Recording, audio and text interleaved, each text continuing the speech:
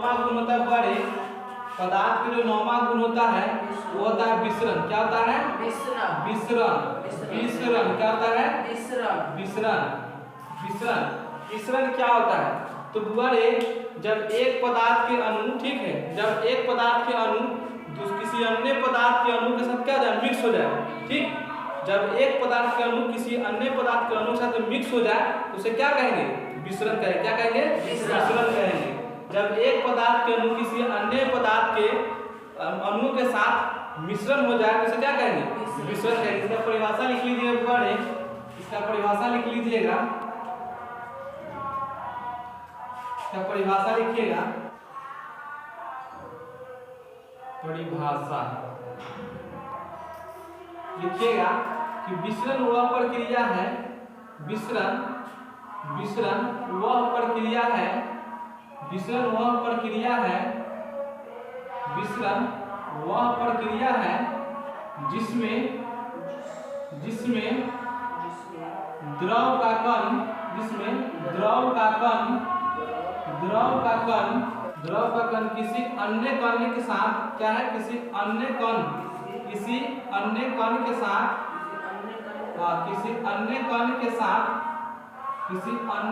साथ घुल मिल जाता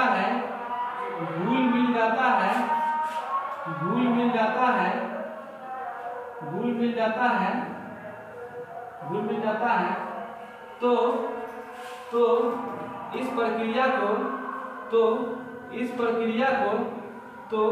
प्रक्रिया को विसरण कहेंगे। क्या कहेंगे?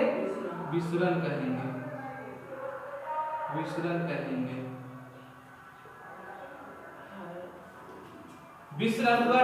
विसरण वह प्रक्रिया है जिसमें द्रव का कण किसी अन्य कण के साथ, ठीक है, किसी अन्य कण के साथ मिक्स हो जाता है या घुल मिल जाता है, तो उस प्रक्रिया क्या कहेंगे? उस प्रक्रिया को हम लोग विसरण कहेंगे। अब बताइएगा बड़े, हम लोग चलते हैं ठोस, द्रव और गैस।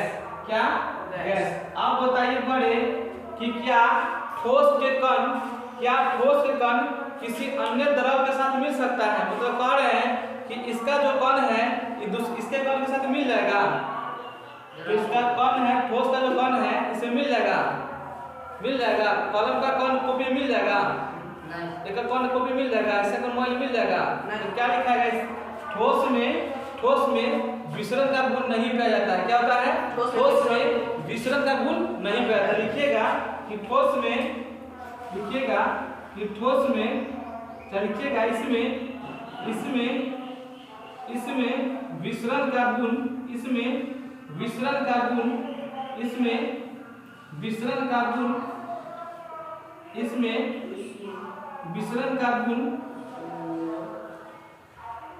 इसमें विसरण का गुण, विसरण का गुण नहीं पाया जाता है। क्या होता है? नहीं पाया जाता है। इसमें विसरण का गुण नहीं पाया जाता है। द्रव में तो द्रव में मिलेगा, क्या होगा? द्रव में मिलेगा क्या? पानी में रंग घुलेगा कि नहीं? घुलबे करेगा। चीनी घुलता है कि नहीं? घुलबे करता है। इसमें कह सकते हैं कि द्रव में विसरण का गुण पाया जाएगा। क्या हो जाएगा? द्रव में लिखिएगा, द्रव में जैसे लिखिएगा इसमें कि इसमें विसरण का गुण पाया जाएगा। क्या होगा? पाया जाता है। ठीक है, इसमें विसरण का गुण पाया जाता है। फिर गैस में, तो गैस में भी पाया जाएगा। ठीक है, गैस में भी पाया जाएगा, लिखिएगा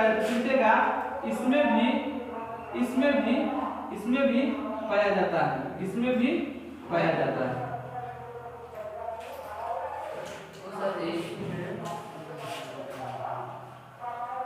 हाँ लिखिए ना, इसमें विसरण का गुण, इसमें लिखिए, ऐसे लिख लीजिए, इसमें विसरण का गुण लिखिए, इसमें विसरण का गुण पाया जाता है।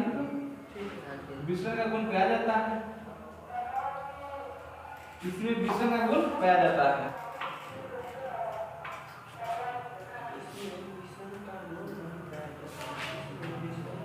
देखिए बड़े, अब जो आपका 10वां गुण है, 10वां गुण हुआ आता है कण का, चाहे कण की स्थिति, क्या होगा? कण की स्थिति या या कण की गति, कण की स्थिति या कण की गति। तो एक बात बताइए बुआ, क्या जो आपका ठोस पदार्थ है, क्या आपका जो ठोस पदार्थ है उसका जो कण का गति करेगा, गति करेगा, इसका कण गति करेगा, बोर्ड का जो कण गति करेगा, ये उड़ेगा, ये चलेगा, इसका कण उड़ेगा, इसका कण चलेगा, नहीं चलेगा।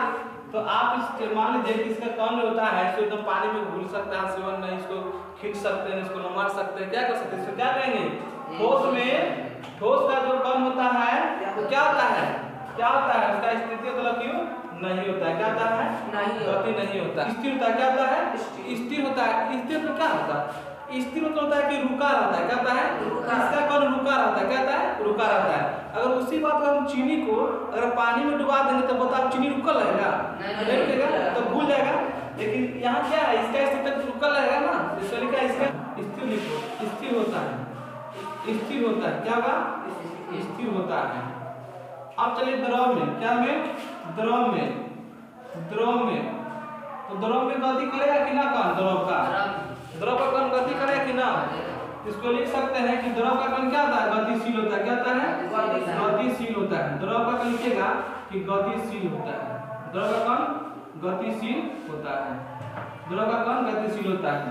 अब गैस में देखिए, तो गैस में तो होबे करेगा ना, होगा, क्योंकि गैस जैसे हवा तो चलते रहता है ना, हवा चलते रहता है, तो गैस वो भी तक गैस सिलेंडर से निकालो तुरंत उड़ जाएगा ना, तो क्या हुआ, गैस का कण होता है, ठीक है, क्या होता है, गैस का कण होता है।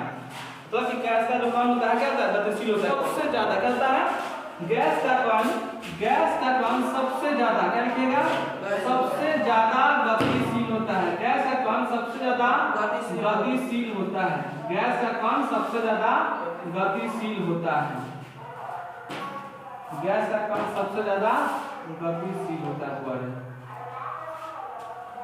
गैस का कण सबसे ज्यादा गतिशील होता है।